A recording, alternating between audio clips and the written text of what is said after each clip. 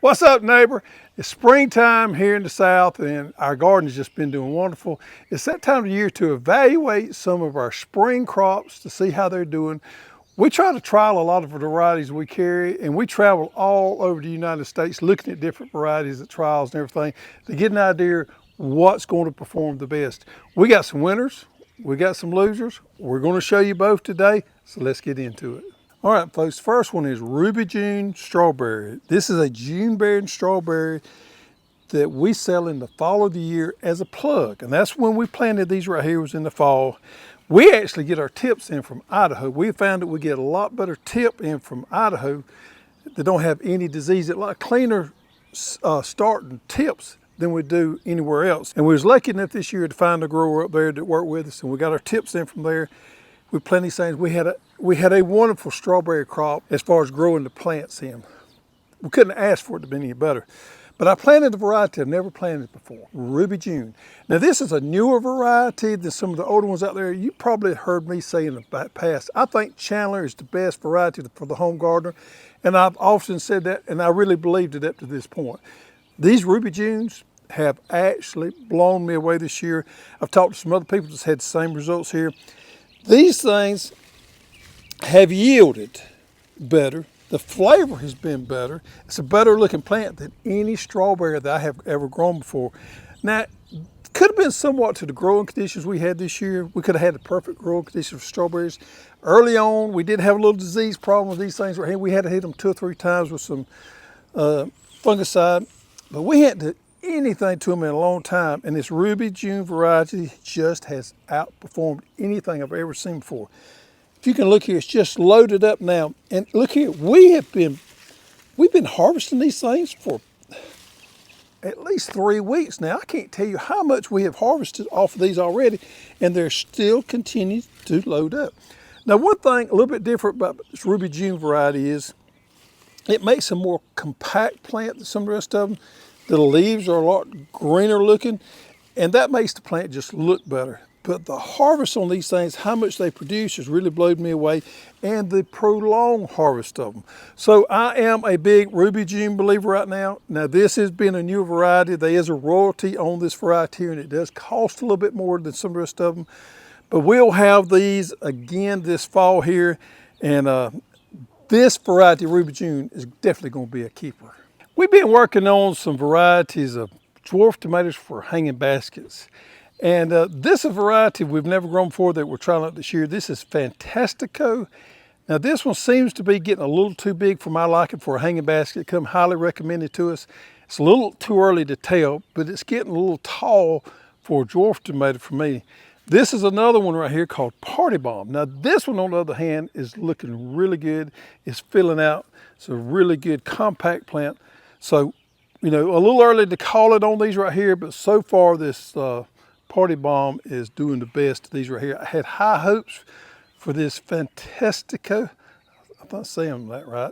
60 days maturity. And, you know, we probably need to fertilize them a little bit more. I don't like the color on it, but the plant habit is just not really doing it for me for a hanging basket. Well, not only is this a new variety, but this is a new type of vegetable that we're going to be carrying here. Brilliant Celeriac that I've been growing this year. Very unusual, and I'm going to try my best to pull one up and show y'all. I've seen them get a lot bigger than this, so I don't know exactly when I should harvest it, but they're doing really good. It's a cousin to regular celery, but you actually eat the root part there. You can see that. Kind of grows like maybe like a rutabaga. Make soups and stuff out of it. It's a staple way up north and overseas in Europe. This variety right here and this plant has done really good for us. Now for the slot for us, it's going to be a fall, winter, early spring crop. I know this is not going to handle the heat here. And that root there by no means is as big as it will probably get or should be, but it's definitely getting there. A little early to tell, but I think we're probably going to add this to our lineup for next year. Now I just showed you the Party Bomb in the greenhouse for a hanging basket, but we're also growing them in the raised bed to see if maybe they got a different application than just hanging baskets here. So in the raised beds, you can see here, they're really loading up with fruit right there. I'm excited about this variety. As far as a dwarf tomato, probably as much as any of them we've tried this spring. Well, I got old Evan here, and Evan's our product manager on flowers, and he's a little more knowledgeable or has some knowledge probably that I don't have on some of these. This is a new zinnia called Uproar. Yep, Uproar Deep Yellow, and it's got beautiful, beautiful blooms. We're just trialing this out this year. We do not carry this, but as you can see, it looks really similar to those sun yellows that we carry. But what's really nice about these is the plant habit. It's kind of compact, but it grows plenty of stems, and they're really, really strong stems. So the trend is on some of these cut and come again zinnias, which is what this is classified as, is trying to get a smaller, bushier plant that we don't have to net or traverse or support, that's a lot healthier and stands on its own, but yet it has a nice flower and a good bright flower, and it has a good strong stem. So that's what we're seeing in these right here. Now we're trying another variety that's real similar to this as well. We are. But we're seeing the same thing coming from the breeders. We're seeing more compact plants, which I think is a good thing, because some of our old cut flower varieties get real leggy on us, and we have a hard time supporting those plants. So these new zinnias, I think, is going to be a big plus, because we don't have to worry about them getting big or trellising them and all that kind of stuff. And we get wonderful flowers out of them, and we get that strong stem. Now, from a cut flower perspective, it's very important to have a good, straight, strong stem. And we're seeing that with these. Okay, now these are the Uproar Roses, and we planted these at the exact same time that we planted these Uproar Deep Yellows. And you can see here down this whole row, these absolutely popped tremendously before these did. We got so many blooms off of these, and they're a slighter red than that cherry or that sun red that we picked up, but it's still a beautiful color, and they're really opening up right now. And they got the strong stem and the bushy compact habit, just like those yellows, so they make an excellent cut variety.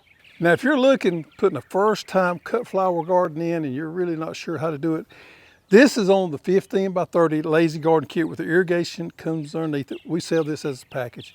Folks, this year we decided, why don't we use that just for cut flowers? And you can see right here, it's done amazing. A 15 by 30 footprint, and you can grow a lot of cut flowers, and they do extremely well here. Now, here's the key. Before we put this down, we incorporated fertilizer in the soil underneath it as a pre-plant. Seems to be the right thing to do to keep kicking plants off, and it gives them enough fertilizer to last pretty much all through their growing cycle right here. But you see these have done extremely well. Some of the varieties a little weaker than others. We're going to talk about that.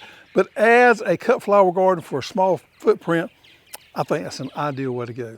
All right, we got Celosias. We've been trialing out a good many Celosias this spring, and for some reason or another, we've had troubles. We've had very few winners on Celosia.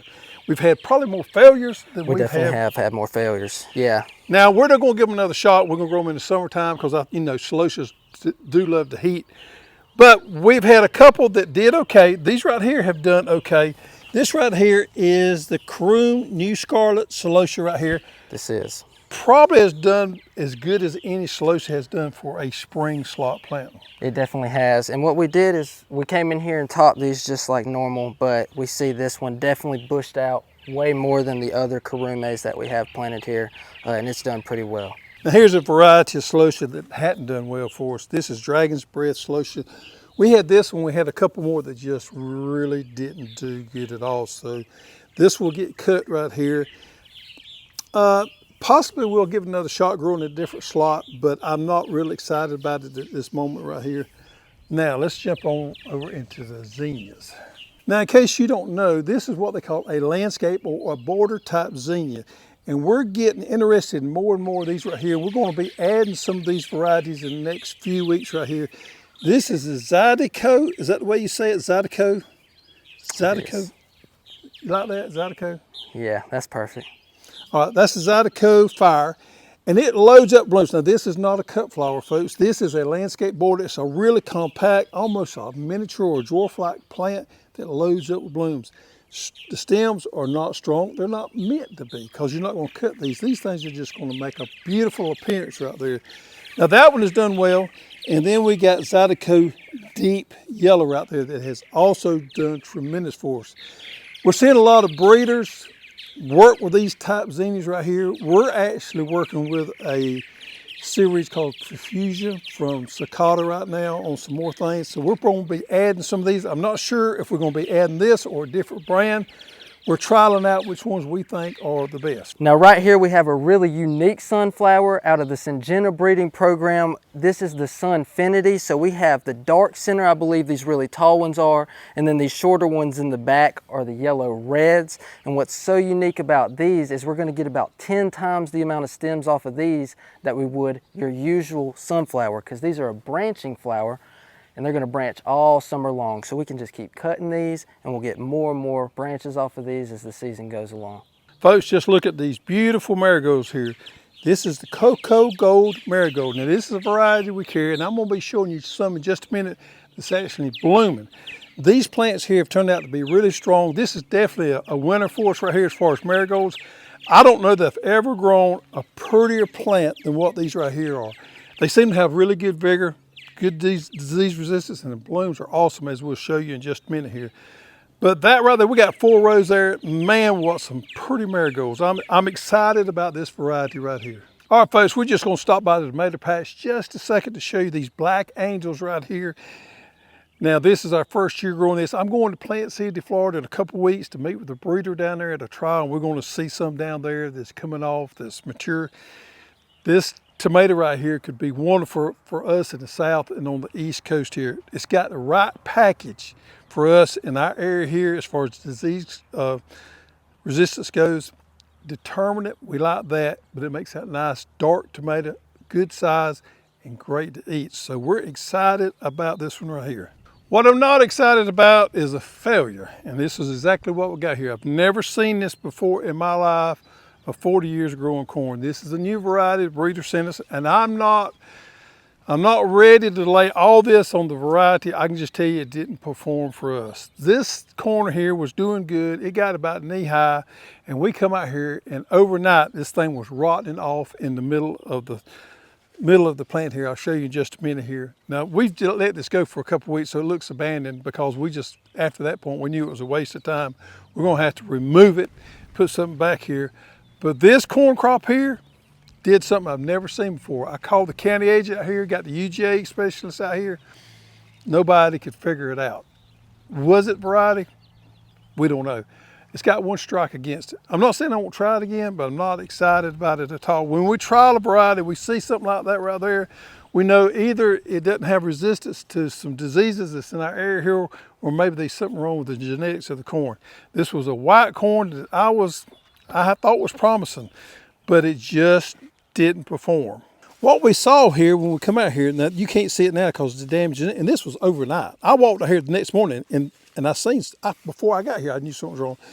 The top leaves here were green, but it rotted right in here, which is the most unusual thing I've ever seen, because if we look at any kind of fertilizer burn, we always get it on the margin of the leaves. We didn't see anything at the lower end of the plant. We seen it right in there is where we've seen our rot at.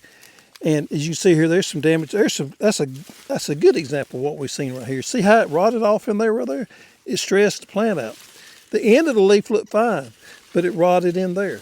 And that's the reason we grow things out to try to find out if there's any problems with any varieties. Now there's another variety of Celosia that we were trialing out. It was called Act Verda, and you can see here it just did not perform well. We grew this up there on the lazy garden and we had to remove it because it just wasn't doing what we wanted it to. And you can see here kind of the same results we were getting up there. There's just no top on it. So we really didn't like this one this year. Now these are 2 that's new for us for this year. One of them we've already talked about a little bit. Double lemon calendula right here. Now this has been planted for a while. It really needs deadheading, but the point I want to make is how this calendula right here, man, makes such a beautiful bush right there, and it loads up on blooms.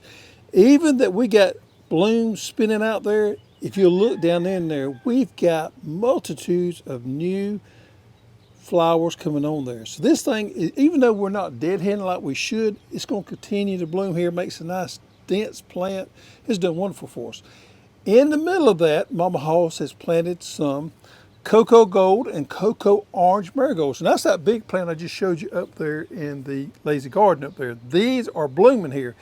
This is the gold, and see if I can't find the orange here. Maybe right here. Okay, I'm gonna pick this and try to show you the difference in the color, which isn't a lot, but you see there's a difference in that color there. A wonderful marigold again. These right here have just done wonderful in there with that cleanser. They grow a little taller there, so we got a little, a little height difference here to create some interest there in this bed. But these right here, even though the blooms are real similar, there are some difference there, and we kind of planted a mix there, have done wonderful.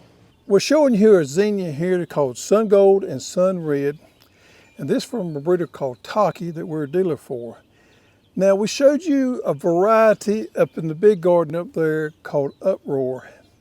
And these are very similar to me, or to you, as far as the growth habit, as far as the type zinnia we're going after. Right, they are very similar, but I would say on these ones, we've definitely got a nicer color on them. Got a nicer color. And the stems to me are quite a bit longer. They seem to stretch out a bit more. The plant is, although it is a compact, or listed as a compact plant, the plant's not quite as compact as the Uproar series is, but I think the size of the bloom and the amount of blooms and the stem strength to me makes all the difference in the world. And the color is just as good, maybe just a little bit more brighter on these right here. So we're probably going to lean more on these varieties right here than we are the Uproar until we see something different here. Wonderful plant again, that you don't have to trellis as much as you do those other ones because the plant is more compact, but yet it is a cut and come again zinnia. And the stem strength on these right here is just really amazed me, and the straightness of them. Now this is a variety of aster that I've really fallen in love with and that we've been growing the past 2 seasons and trialing out. We do carry these. These are the Azumis. And you can see they've absolutely taken off from this rain and heat, and we're starting to get some blooms. Now Mama Hawes tried to plant this in a backwards flag, it's okay. But what you can see here is we've got this beautiful spray habit on these. So what these like to do is grow up really tall and spray a bunch of blooms out, and they've turned out really nice. The pollinators love them, and we get plenty of cuts off of these stems. So there you have it, folks. The main thing that has shocked me the most this spring is that Ruby June strawberry. Of all the things that have really just surprised me the most, it's been that. Now, I tend to grow more vegetables, and I'm more knowledgeable on vegetables, and we'll be winding down on a lot of the vegetable stuff in the next couple of months, making our decisions on which ones to carry, which ones to keep, and which one to discontinue. Yeah, and even though he leans more towards that, I'd say I lean more towards the flowers, and I have a little more knowledge on the flowers than he would. But that's the unique thing that I like about these flowers, is that when those vegetables are winding down, we can come in there with those flowers and we get blooms, and we can plant those all summer long. So we got that full season of blooms, and it just really stands out, and we get to try all those much more than we get to try all those vegetables. So folks, don't be scared to try something new. That's what's fun and exciting about gardening, is you never know when you're going to find the gem.